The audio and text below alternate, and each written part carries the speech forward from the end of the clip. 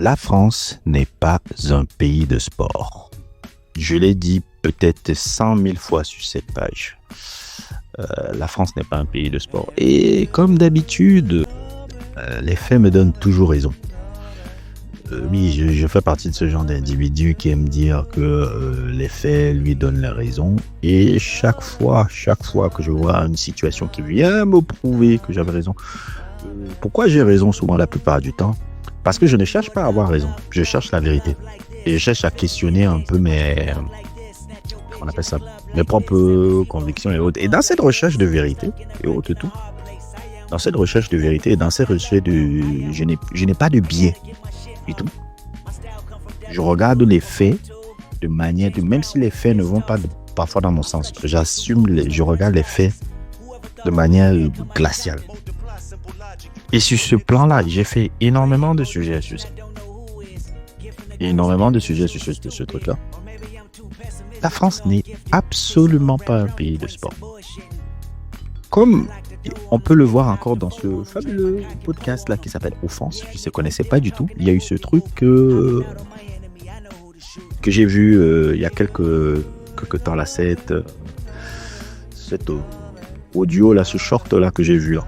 Vous pouvez le voir. Moi, tu vois, il y a un truc qui est hyper frappant, c'est que peut-être que je suis encore un peu dans ce monde et tout, hein, mais moi, j'ai pas un de mes amis qui est pas dans la merde aujourd'hui. On fait les Jeux Olympiques de Paris et qui sont dans la merde aujourd'hui. T'as Colline de Villars qui a parlé il y a même pas une semaine sur le fait que elle avait un partenariat avec des psys et tout.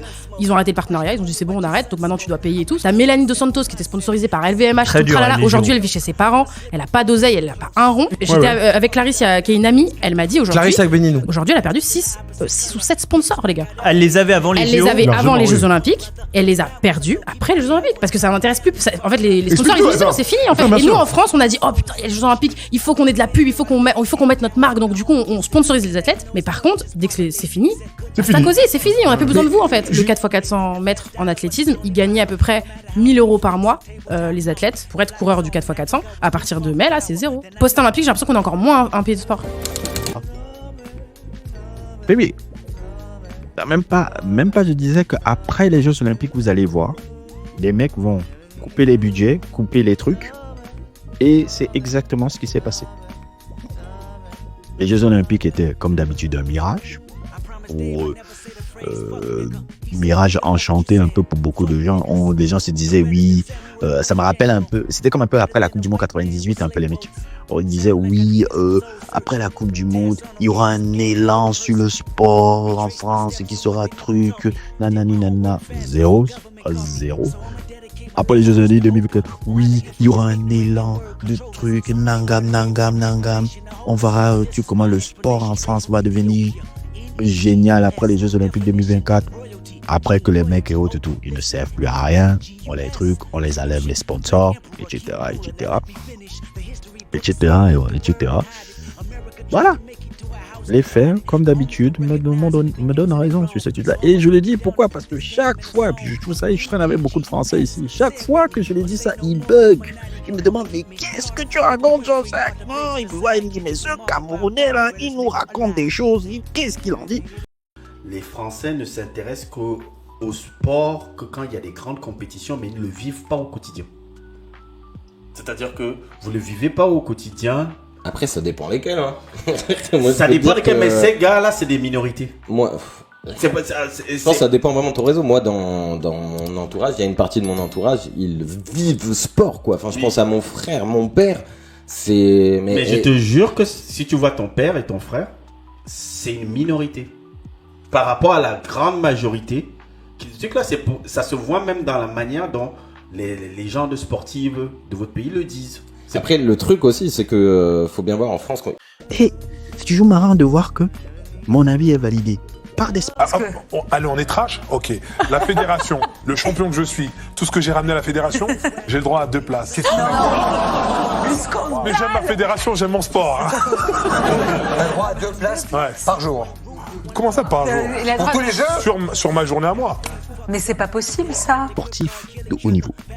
Même pas encore truc, j'ai vu encore Manoudou sortir ça. En tout cas, tu l'as dit, le sport en France, c'est peut-être pas encore totalement ça. C'est pas totalement ça, non. Avec les jeux, on avait l'impression qu'il allait se passer plein de choses et qu'il allait avoir un après. Là, j'ai pas envie de faire de conclusion trop tôt parce que ça fait même pas un an que les Jeux sont terminés. Mais il y a quand même des choses, déjà, le budget du sport qui a diminué, des choses comme ça. Donc c'est sûr qu'en tant que sportif, quand on a la tête dedans, ça fait mal. Comme j'ai toujours dit, on est plus un pays culturel, donc artistique, podcast, choses comme ça, tu vois. Donc t'auras peut-être plus de subventions que nous en tant que sportif. C'est validé par tous les plus grands sportifs de ce pays, de l'histoire de ce pays, parce que la France a eu des grands champions. Mais la France ne respecte pas ses sportifs. Et ça dit beaucoup sur un pays. Maintenant, on va me dire pourquoi je parle de la France comme ça. Je parle français. On a plus ou moins été colonisé par les Français. Et on a plus ou moins été impacté par les Français. Et ce type de mentalité-là qu'on voit dans le sport français, qui est même une mentalité qu'on voit dans la culture française, c'est la même mentalité qu'on voit dans les pays francophones africains. C'est pour ça que je en parle. Je n'en parle pas seulement pour tacler l'Africain qui tacle. Non, je ne suis pas dans ces conneries-là. Je vous ai dit, vous avez vu mes sujets, j'aime l'équipe de France, sur certaines périodes de l'équipe de France, je vous ai fait un sujet sur les gars des années 80, je vous ai fait tous ces trucs-là. Mais si j'attaque le foot de la mentalité française, une certaine partie, le truc de la mentalité française que je n'aime pas, c'est parce que dans les pays francophones, je vois la même chose. Je vois ce même bullshit-là. Je vois comment dans tous nos instances, même dans nos instances sportives, que ce soit le Cameroun, que je connais bien, le Sénégal s'en sort un peu mieux. Un peu ces dernières années, un peu sur ce plan-là, même s'il y a toujours aussi, tout n'est pas forcément parfait, mais il s'en sort un peu mieux, notamment les sélections de jeunes et autres et tout. Mais quand tu vois le football camerounais, c'est exactement ce que je vois avec le football français. Même quand tu vois le problème qu'il y a maintenant avec les problèmes de droits télé à la Ligue 1 là, actuellement et autres et tout, c'est les mêmes problèmes. C'est les mêmes problèmes que quand je vois au Cameroun, parce que je dis, mais c'est le modèle français en fait. C'est le fucking modèle de merde français là, qui fait qu'on soit dans la merde. Et c'est pour ça que je en parle et autres, c'est pas pour faire du anti-français primaire. Je analyse de manière froide une situation qui, comment on est impacté par ça. Je parle français. Et je sais comment les trucs là maintenant, c'est pas tout le monde qui fait ce travail de réflexion sur ces situations-là. Et c'est pour ça que la France n'est pas du tout un pays de sport. Ils ont des grands champions.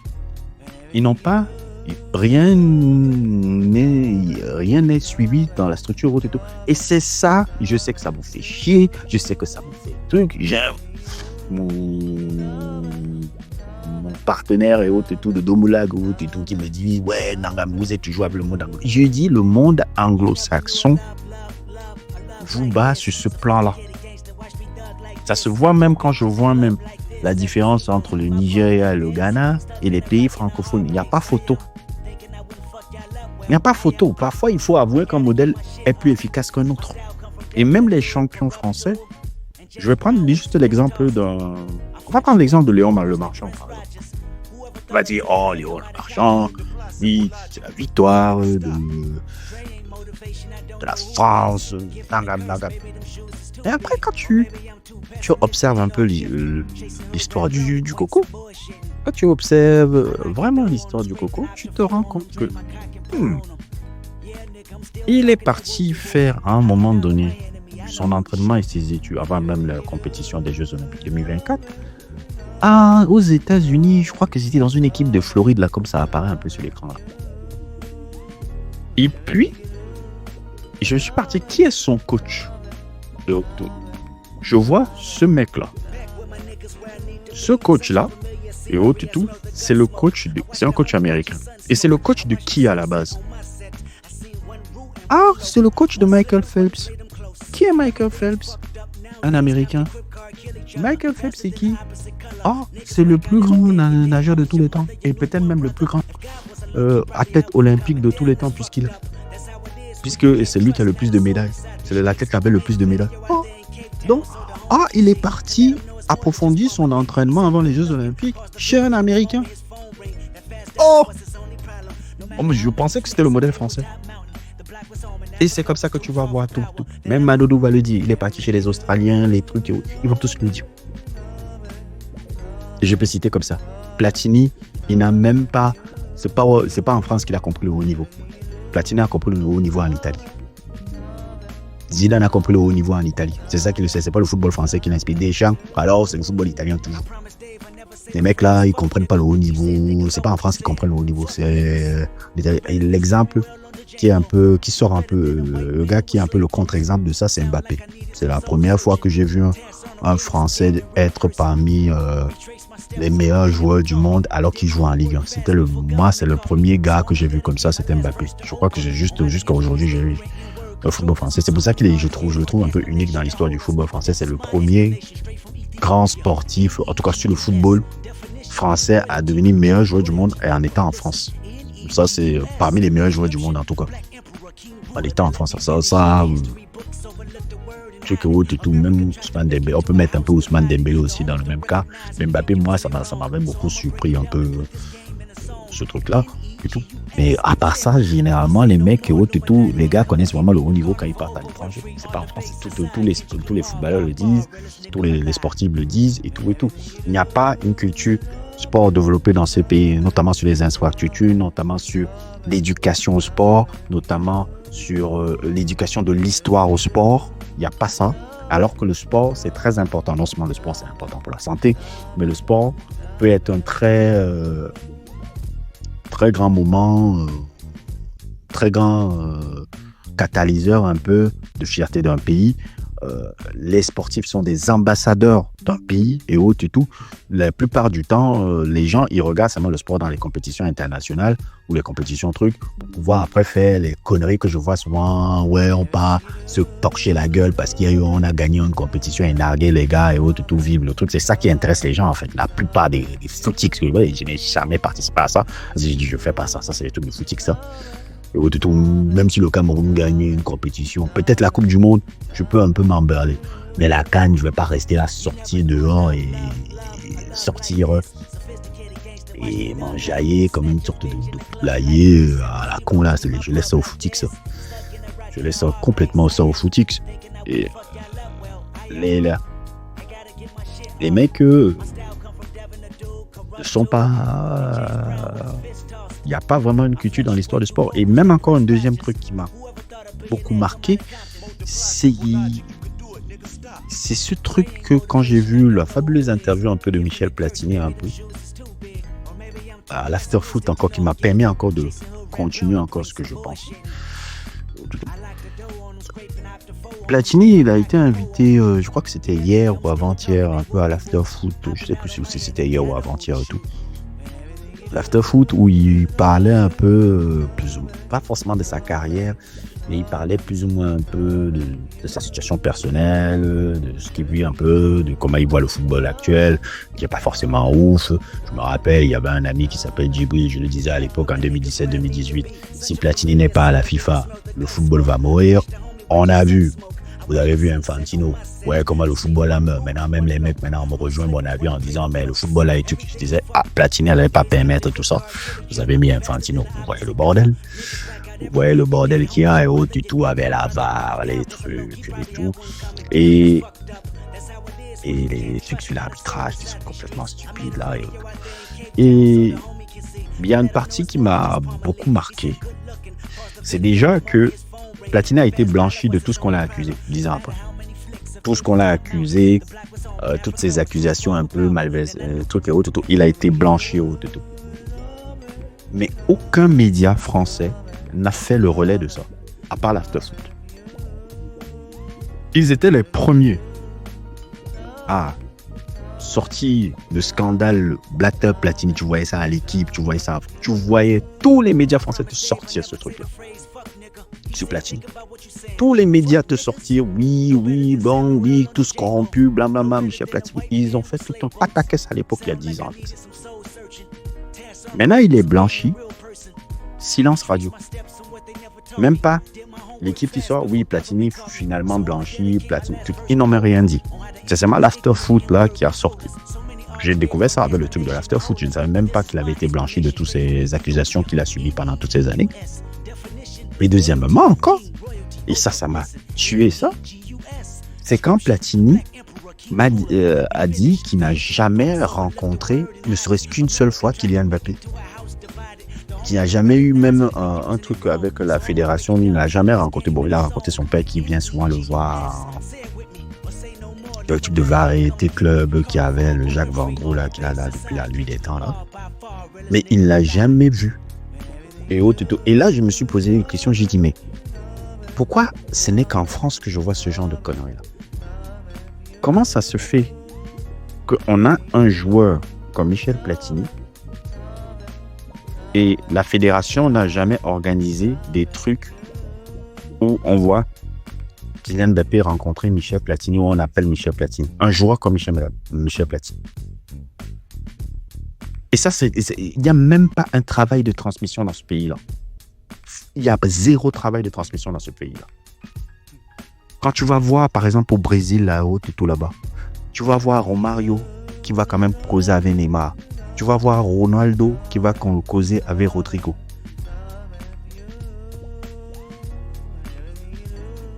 Il y a un travail de transmission entre les joueurs. Tu vas voir Xavi avec les Pedri. Je ne sais pas comment te dire.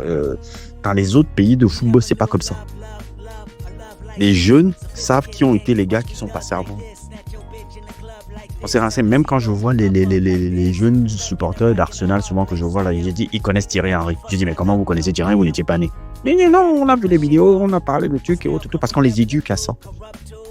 La fédération française, c'est pour moi scandaleux que Kylian Mbappé et Michel Platini, il n'y a pas eu de rencontre, il n'y a pas d'initiative même de la fédération de tendre un peu la main un peu sur Platini, un peu comme un peu ambassadeur de la. C'est-à-dire la France n'a même pas protégé Platini. Il ne l'a même pas protégé. Elle a jeté Platini comme ça et autres, tout dans le truc, dans la fosse au lion comme ça. Il ne l'a même pas protégé. Ça dit tout sur ce pays, ça dit tout sur comment le sport est regardé dans ce pays. On parle de Michel Platini. C'est pas n'importe qui ce mec dans ce pays-là. C'est pas n'importe qui, surtout dans le football, ce qu'il a apporté là. Je ne sais pas un jour encore quelqu'un qui gagnera 3 ballons d'or dans votre pays en football. C'est impossible dans des vrais pays de foot, ça. Dans des vrais pays de foot, dans des vrais pays de sport, tu ne vois pas ces conneries. Et c'est même là où j'ai même encore regardé, je dis oui. Ça a ajouté encore sur le truc que j'avançais là. La France n'est vraiment pas un pays de sport. Et les pays francophones, nous avons la malchance de reproduire souvent ce modèle-là qui est un modèle caduc. Je dis souvent, les anglo-saxons ne sont pas parfaits. Ils ont aussi leur, comment on appelle ça, le défaut, leur comment dire, je sais pas comment on dit ça. Ils ont aussi leurs failles. Mais globalement, le modèle anglo-saxon a plus d'efficacité que le modèle francophone. Et à choisir, je ne sais pas que ça se dit pas, de colonisation, la peste, le choléra ou quelque chose comme ça, puisque c'est choisi entre la peste et le choléra, j'aurais pris le choléra anglophone, j'aurais pas pris le choléra francophone. Parce que quand je vois un peu les pays comme Nigeria et autres, je ne dis pas qu'ils n'ont pas de sous-développement aussi là-bas, mais ils sont beaucoup plus ils sont beaucoup plus développés et avancés que les pays francophones. Et je pense que c'est parce qu'on a retrouvé la mentalité française. Parce que la mentalité française, on va se dire la vérité. C'est une mentalité de partisans. J'expliquais même ça un peu. D'ailleurs, même n'hésitez pas à regarder même la chaîne Twitch que j'ai ouvert avec un autre compère un peu qui est un très grand fan un peu de Domolag avec qui j'ai sorti aussi un sujet là qui s'appelle une ancienne vidéo qui s'appelle Double Regard où on parle de cinéma. Ça apparaît sur votre écran. Alors n'hésitez pas à le regarder aussi si vous êtes libre. Je l'en parlais même souvent, même en off. Je lui disais, vous savez, en France, votre problème c'est que vous êtes tellement partisans,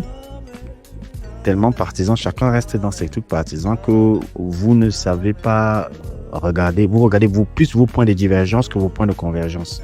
Et même en Afrique francophone, c'est ce qu'on fait. On regarde plus nos points de divergence qu'aux points de convergence. Entre eux, on aura toujours des divergences, mais on peut avoir des points de convergence qui nous permettent d'évoluer. Même si on peut avoir des problèmes un peu entre nous ou quelque chose comme ça, ou des trucs autres, on peut avoir des points de convergence qui peuvent nous tourner, mais non, le problème, en France, on est très partisans. Alors que le modèle anglophone, ils sont beaucoup plus pragmatiques. Tu peux voir dans le modèle anglophone et autres, je dis pas que tout est parfait, hein, mais tu peux voir par exemple, je vais prendre un exemple un peu que je vois. C'est un peu dans le truc américain.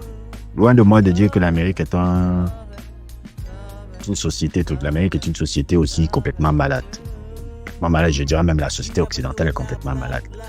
Mais il y a un truc en Amérique que j'aime beaucoup, c'est que souvent en termes d'affaires et autres, tous les gens sont très pragmatiques. Il y a un gars souvent que je suis comme ça depuis des années qui s'appelle Jason Black. Il s'appelle Jason Black et tout. C'est un peu un pro-black, je pourrais dire même FBA, même le mec. Les Foundation of Black America, là, c'est un nationaliste noir. On va dire un peu, c'est un peu comme ça que je vois le mec. Souvent très intéressant un peu dans ses vidéos, des trucs et tout, que je suis depuis 15 ans, on va dire. On va dire Alain Soral noir. Le mec, là, il avait à un moment donné, il avait fait un documentaire qui s'appelait Race War. C'était au milieu des années 2010, si je me souviens bien. Il avait fait ce truc-là, et avec Race War, et tout, il essayait de faire prendre un peu des interviews de plusieurs personnes un peu dans le monde de la finance, le monde de l'éducation et autres, tout parler un peu de la guerre raciale qui se déroule un peu aux États-Unis sans qu'on la voit actuellement, comment elle a changé un peu dans les années 2010. Et puis à un moment donné, il y a l'apparition d'un racialiste blanc dans son truc et tout, qui s'appelle Richard Spencer, si je ne me trompe pas. L'autre qui est racialiste blanc, le noir doit rester dans le truc, des trucs complètement dégueulasses que le mec là. Il a invité dans son interview et il a essayé de faire une interview sur le gars pour lui expliquer quelle est ta logique dans ton truc là. Et c'est des mecs qui plus ou moins ont réussi à s'entendre sur un truc. Tu vois un peu. C'est-à-dire, comment expliquer un peu ça? C'est-à-dire que il sait qu'il est un racialiste blanc. Il dit, bon, je vais quand même l'inviter dans mon sujet, dans mon documentaire que je fais, pour comprendre un peu la vision qu'il défend. Sa vision folle là qu'il défend. Moi, racialiste, moi qui est un gars noir. Et le gars exprime et même un peu en off, je me souviens bien encore, l'autre lui disait, mais ça ne m'empêche pas d'aimer un peu Public Enemy et tout. Après, l'autre, Jason Black, lui dit, hey, mais moi j'aime Joy Division et The Cure aussi. Il dit, ah ouais, on a le truc et tout. Et les mecs, ce qui était très marrant, c'est que le Richard Spencer, là, quand il faisait ses conférences racialistes et tout, il a quand même invité le Jason Black, là, qui venait aussi exprimer son point de vue devant les racialistes blancs et avoir un débat avec eux. Et comme aussi comment on appelle encore ça, le Richard Spencer, qui est parti dans la convention de Richard Spencer, il est parti dans la convention de Jason Black pour débattre aussi du documentaire de trucs et débattre aussi de Race War et autres. Donc ils ont quand même pu trouver un point de convergence pour faire plus ou moins un business entre eux. Malgré le fait qu'on avait un suprémaciste noir et un suprémaciste blanc. En France, c'est impossible ce genre de conneries-là. Parce qu'on va dire non, il est raciste. Non, il est tout. Eux, ils savent quand même mettre leur truc de côté pour dire, sur ce point-là, on peut gagner tous les deux là. En France, on ne peut pas faire ça. Je le vois même quand je regarde les milieux parasociaux français, que je regarde tout. C'est comme ça qu'il y a toujours, chacun dans son camp, il n'y a jamais un moment où on dit, oui, bon, il a des avis que j'aime pas, il a des trucs et autres et tout là. Mais on peut avoir un point de si on veut un point de convergence et autres, tout là, on peut faire là. Là, nous tous les deux, on peut gagner. En France, on ne réfléchit pas comme ça. Pas du tout. Et c'est la même mentalité que en Afrique francophone, on a appliqué. Et c'est pour ça qu'on est en arrière par rapport au truc qu'on a en mentalité anglo-saxonne, parce qu'ils sont très pragmatiques. En France, on n'est pas pragmatique. On est là, chacun dans sa paroisse. C'est pour ça qu'un gars comme moi, un peu, je détonne un peu dans le monde, comment on appelle ça, Afrique francophone ou tout, parce qu'on se dit, mais comment tu es. Parce que moi, j'ai pas toujours voulu. Je ne suis pas un mec de partisan. Je questionne beaucoup de choses. Je questionne même mes propres, comment on appelle ça, même mes propres convictions. Je les questionne. Tout, parce que je dis, non, je n'ai pas le monopole de la vérité. La vérité est, comment on appelle, est dispatchée sur plusieurs personnes et plusieurs gens et plusieurs plusieurs contextes en fait. C'est dispatché. C'est pas, on n'a pas le monopole de la vérité. La vérité est dispatchée et autres et tout. Et quand tu arrives à avoir ce genre de mentalité là, la plupart du temps, tu tombes toujours à avoir raison. Parce que tu n'es pas biaisé par ton... Souvent, les gens disent, mais c'est vrai que souvent, il a raison tout le temps. Et souvent, je dis, je m'étais trompé là-bas, j'avais tort. Et ça me dérange même pas. Parce que ma quête, c'est la quête de la vérité et du bon sens. Souvent, les gens ne le comprennent pas parce que chacun est biaisé. Tu essaies toujours de se biaiser par ses points de vue, ces trucs. Et en France, ce n'est que ça. Et même en Afrique francophone, c'est le même bullshit là. Et c'est la même mentalité que tu vois dans toutes les strates de la société française, que tu vois dans toutes les strates de la société des pays d'Afrique francophone. Et c'est la même chose que tu vois dans le sport là. Le même bullshit. C'est la même connerie. Et c'est pour ça que le pays anglo-saxon, sur ces produits de bas là, vous battent comme des malades. Et c'est pour ça qu'il dit, je ne suivrai pas le modèle français. Un modèle bidon. En tout cas, en sport aussi, c'est un modèle bidon. La culture française est riche, mais le modèle français systémique, là, il est bidon. Complètement bidon. Bref, c'était mon sujet du jour. N'hésitez pas à liker, n'hésitez pas à vous abonner, et à plus pour d'autres aventures.